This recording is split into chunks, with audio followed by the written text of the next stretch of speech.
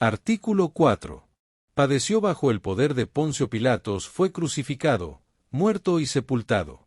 51. Así como el cristiano debe creer en la encarnación del Hijo de Dios, así también debe creer en su pasión y en su muerte, porque, como dice San Gregorio, de nada nos aprovecharía el haber nacido, si no hubiésemos sido redimidos. El que Cristo haya muerto por nosotros es algo tan elevado que apenas nuestra inteligencia lo puede captar, más aún, ni siquiera se nos hubiese ocurrido. Esto es lo que dijo un profeta y recuerda el apóstol: en nuestros días yo voy a realizar una obra que no creeríais si os la contara. Hechos 13,41. Y también Habacuc 1, 5. En vuestros días se cumplirá una obra que nadie la creerá cuando se narre. Pues la gracia de Dios y su amor por nosotros son tan grandes, que lo que Dios hizo por nosotros supera lo que podemos entender. 52. Sin embargo, no debemos creer que Cristo haya sufrido la muerte de tal modo que muriera su divinidad. Lo que en él murió fue la humana naturaleza. Pues no murió en cuanto Dios, sino en cuanto hombre. Demos 3 ejemplos para esclarecer esta verdad. El primero de ellos lo podemos sacar de nosotros mismos. Cuando un hombre muere, al separarse el alma del cuerpo no muere el alma, sino el mismo cuerpo, o sea, la carne. Así también en la muerte de Cristo no muere la divinidad, sino la naturaleza humana. 53. Pero se podría objetar: si los judíos no mataron a la divinidad, parece que no hubieran pecado más que si hubiesen matado a cualquier otro hombre. A esto podemos responder con un ejemplo. Supongamos a un rey ataviado con un lujoso vestido. Si alguien manchase aquel vestido, incurriría en la misma falta que si hubiese manchado al rey en persona. De la misma manera los judíos no pudieron matar a Dios, pero al matar la naturaleza humana asumida por Cristo, fueron castigados tan severamente como si hubiesen matado a la misma divinidad. Además, como dijimos arriba, el Hijo de Dios es el Verbo de Dios, y se puede comparar al Verbo de Dios hecho carne con el verbo, palabra, de un rey escrito sobre un papel. Pues bien, si alguien rompiese el papel donde está escrita la palabra del rey, cometería una falta tan grave como si rompiese la palabra del rey. Por lo mismo se considera el pecado de los judíos de igual manera que si hubiesen matado al Verbo de Dios. 54. ¿Pero qué necesidad había de que el Verbo de Dios padeciera por nosotros? Era muy necesario, y podemos dar 2 razones de esta necesidad. En efecto, los sufrimientos de Cristo eran necesarios, en primer lugar como remedio a nuestros pecados, y en segundo lugar como modelo de nuestras acciones. Como remedio ciertamente, porque contra todos los males en que incurrimos por el pecado, encontramos el remedio en la pasión de Cristo. Estos males son 5. 55. El primero, una mancha en el alma. En efecto, el hombre cuando peca mancha su alma, porque así como la virtud es la belleza del alma, así el pecado es su mancha. Leemos en el libro de Baruc 3, 10. ¿Por qué, Israel, por qué estás en tierra de enemigos? ¿Te has contaminado con los muertos? Ahora bien, la pasión de Cristo hace desaparecer la mancha. Cristo, por su pasión, preparó un baño en su sangre, para lavar allí a los pecadores, por lo que dice San Juan: nos lava de nuestros pecados en su sangre. Apocalipsis 1, 5. Ahora bien, el alma se lava por la sangre de Cristo en el bautismo, pues por la sangre de Cristo éste tiene virtud regenerativa. Por eso cuando alguien se mancha con el pecado, hace injuria a Cristo, y peca más que antes del bautismo. Según estas palabras de la Escritura: si alguno viola la ley de Moisés, es condenado a muerte sin compasión, por la declaración de 2 o 3 testigos. ¿Cuánto más grande castigo pensáis que merecerá aquel que pisoteare al Hijo de Dios y tuviere por impura la sangre de la alianza? Hebreos 10, 29. 56. El segundo mal, ofensa de Dios. En efecto, como el carnal ama la belleza carnal, así Dios ama la belleza espiritual, que es la belleza del alma. Por consiguiente, cuando el alma se mancha por el pecado, Dios se ofende y tiene en odio al pecador. Dice la Sabiduría 14, 9, Dios odia al impío y su impiedad. Cristo, sin embargo, borra este odio por su pasión, gracias a la cual satisfizo a Dios Padre por el pecado. Porque el hombre, de por sí, no podía satisfacer por sus faltas. Jesús, en cambio, sí lo podía, porque su caridad y su obediencia fueron mayores que el pecado del primer hombre y su prevaricación. Cuando éramos enemigos de Dios, dice San Pablo, fuimos reconciliados con él por la muerte de su Hijo. Romanos 5, 10. 57. El tercer mal. Debilitamiento espiritual. Porque el hombre, luego de un primer pecado, cree que interiormente podrá preservarse del pecado, pero ocurre todo lo contrario. El primer pecado lo debilita, y lo hace más proclive a pecar, y así el pecado domina más al hombre, y el hombre, en cuanto de sí depende, se pone en tal situación que sin el poder divino no se puede levantar. Es como uno que se arrojará a un pozo.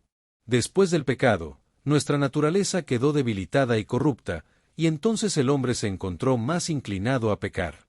Cristo disminuyó esta flaqueza y debilidad, aunque no la quitó del todo. Su pasión fortificó al hombre y debilitó el pecado a tal punto que ya no estamos tan dominados por el pecado, y ayudados por la gracia de Dios, conferida por los sacramentos, cuya eficacia viene de la pasión de Cristo, podemos hacer esfuerzos eficaces para apartarnos del pecado. Nuestro hombre viejo, dice el apóstol, ha sido crucificado con Cristo, a fin de que fuera destruido el cuerpo del pecado. Romanos 6:6. Antes de la pasión de Cristo pocos eran los hombres que vivían sin pecado mortal, pero después son muchos los que vivieron y viven sin pecado mortal. 58. El cuarto mal. La pena merecida. La justicia de Dios exige que todo el que peque sea castigado, y ese castigo debe medirse según la gravedad de la culpa. Ahora bien, siendo infinita la culpa del pecado mortal, puesto que es contra el bien infinito, es decir, Dios, cuyos preceptos el pecador desprecia, la pena debida al pecado mortal es infinita.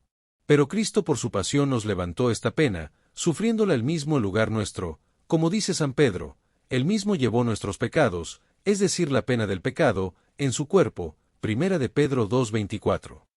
Porque el poder de la pasión de Cristo fue tan grande que basta para expiar todos los pecados de todo el mundo, aun cuando fuesen 50. Por eso los bautizados quedan libres de todos sus pecados. Y también por eso el sacerdote perdona los pecados. Y por eso también el que se conforma más con la pasión de Cristo, obtiene mayor perdón y merece más gracia. 59. El quinto mal. Destierro del reino. Porque quienes ofenden a los reyes son obligados a emigrar del reino. Así Adán, por causa de su pecado y enseguida de haberlo cometido, fue arrojado del paraíso, y se cerró tras él la puerta del paraíso. Pero Cristo por su pasión abrió aquella puerta, y llamó al reino a los desterrados. En efecto, abierto el costado de Cristo, se abrió también la puerta del paraíso, y por la efusión de su sangre, la mancha del pecado quedó borrada, Dios fue aplacado, suprimida quedó la debilidad, expiada su pena, y los desterrados fueron de nuevo llamados al reino. Por eso Cristo le dijo de inmediato al buen ladrón que le imploraba, «Hoy estarás conmigo en el paraíso», San Lucas 23:43. Esto antes nunca había sido dicho a nadie, ni a Adán, ni a Abraham, ni a David, pero hoy, es decir, cuando la puerta del paraíso se abre, el ladrón pide y obtiene el perdón. Por eso dice la Escritura, tenemos la libertad de entrar con confianza en el santuario por la sangre de Cristo, Hebreos 10:19. Queda así demostrado que la pasión de Cristo le da un remedio muy útil para los males en los que incurrimos por el pecado. B. Pero no es menor su utilidad como modelo de nuestro obrar. 60. En efecto, como dice San Agustín, la pasión de Cristo basta para instruirnos completamente sobre la manera como debemos vivir. Porque si alguno quiere llevar una vida perfecta, no tiene que hacer otra cosa que despreciar lo que Cristo despreció en la cruz y desear lo que Cristo deseó. 61. Porque ningún ejemplo de virtud falta en la cruz. ¿Buscas un ejemplo de caridad? Nadie tiene mayor caridad que el que da la vida por sus amigos, dijo el mismo Jesús, San Juan 15:13. Y esto fue lo que hizo Cristo en la cruz. Sí, pues, dio su vida por nosotros, no deberá sernos gravoso soportar por él cualquier mal. Decía el salmista, ¿cómo podré corresponder al Señor por todas las mercedes que me ha hecho? Salmo 115:12. 62. ¿Buscas un ejemplo de paciencia? Lo encontrarás excelentísimo en la cruz. Porque la grandeza de la paciencia se manifiesta de dos maneras, o bien sufriendo pacientemente grandes males, o bien sufriendo algo que podría evitarse y no se evita. Pues bien, Cristo sufrió grandes males en la cruz. Pudo aplicarse a sí mismo las palabras de Jeremías en sus Lamentaciones 1:12, «Oh, vosotros todos, que pasáis por el camino, mirad y ved si hay dolor semejante a mi dolor». Y esos grandes males Cristo los sufrió pacientemente, porque, cuando le atormentaban, dice San Pedro, no prorrumpía en amenazas, 1 Pedro 2:23. Se comportó, al decir de Isaías, como cordero llevado al matadero, y como oveja muda ante los trasquiladores, Isaías 53:7. Asimismo, Cristo habría podido evitar esos sufrimientos, y no los evitó. Él mismo se lo dijo a Pedro cuando lo arrestaron en Getsemaní. ¿O piensas que no puedo recurrir a mi Padre, y me enviaría enseguida más de 12 legiones de ángeles? San Mateo 26:53. Grande fue, pues, la paciencia de Cristo en la cruz. Por eso dice la Escritura, corramos con paciencia el combate que se nos ofrece, puestos los ojos en Jesús, autor y consumador de la fe, el cual, en vez del gozo que se le ofrecía, soportó la cruz, despreciando la ignominia. Hebreos 12:1-2. 63. ¿Buscas un ejemplo de humildad?